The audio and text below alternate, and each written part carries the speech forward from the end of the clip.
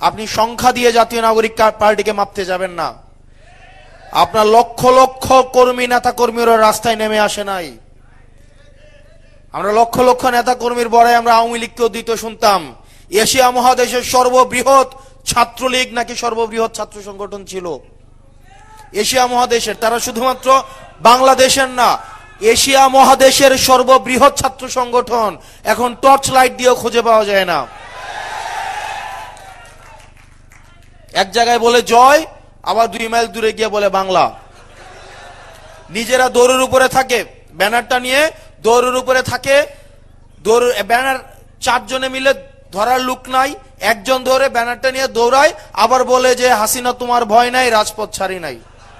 ওই যে আমরা একটা মিম দেখতাম না, যে এই 2 বান্ডেল আমার, এই 2 বান্ডেল তোমার, এই 1 বান্ডেল আমার, ওইটা 1 বান্ডেল, সমান সমান। এখন সচিবালয়ে বসে এভাবে ডিসি ভাগাভাগি চলছে বিভিন্ন রাজনৈতিক দলের মধ্যে। যেমন চিটগংয়ের আমি ডিসি দেব, তাহলে উত্তরবঙ্গের 2টা ডিসি আমাকে ছাড়তে হবে। যদি রংপুরের ডিসি ছাড়ি, তাহলে আমাকে খুলনার ডিসি ছেড়ে দিতে হবে। আমরা এই অন্তর্বর্তীকালীন সরকারকে বলতে চাই, আপনি যদি এই দর্শকের ভূমিকা পালন করেন, আমরা এখানে আপনাকে এনেছি ন্যায্যতা নিশ্চিত করার জন্য, কিন্তু আমরা দেখছি আপনি রাজনৈতিক দলগুলোর কাছে, কতিপয় রাজনৈতিক দলগুলোর কাছে আপনি নতজানু হয়ে তাদেরকে ডিসি ভাগাভাগিতে আপনি আরো সহায়তা করছেন। দ্বিতীয়ত, একটা ইলেকশন ইঞ্জিনিয়ারিং এর দিকে আবার আমরা যাচ্ছি। আমরা 24, 18 এবং 14 যে বিতর্কিত নির্বাচন, আমরা চাই না এই বিতর্কিত নির্বাচনের পুনরাবৃত্তি ঘটুক, কিন্তু আমরা দেখতে পাচ্ছি যেভাবে নির্বাচন প্রক্রিয়া চলছে, সেই নির্বাচন প্রক্রিয়ায় আরেকটি প্রি ইঞ্জিনিয়ার্ড একটি ইলেকশন আবার জাতীয় উপহার পাবে। আমরা দেখছি একটি রাজনৈতিক দল তার নিয়ন্ত্রিত যে ব্যাংকগুলোকে দখল করেছে, যে ব্যবসা প্রতিষ্ঠানগুলোকে দখল করেছে, সেই ব্যাংক এবং ব্যবসায়িক প্রতিষ্ঠানের কর্মচারীদেরকে পুলিং এজেন্ট হিসেবে নিয়োগ দেওয়ার প্রায় তারা চালাচ্ছে।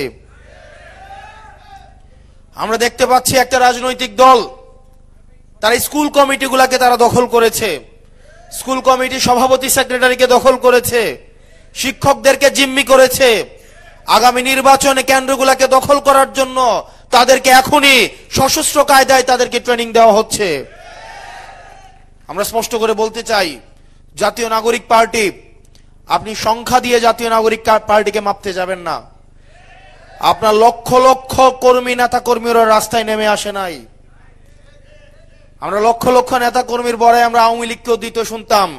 এশিয়া মহাদেশের সর্ববৃহৎ ছাত্রলীগ নাকি সর্ববৃহৎ ছাত্র সংগঠন ছিল এশিয়া মহাদেশের। তারা শুধুমাত্র বাংলাদেশের না, এশিয়া মহাদেশের সর্ববৃহৎ ছাত্র সংগঠন।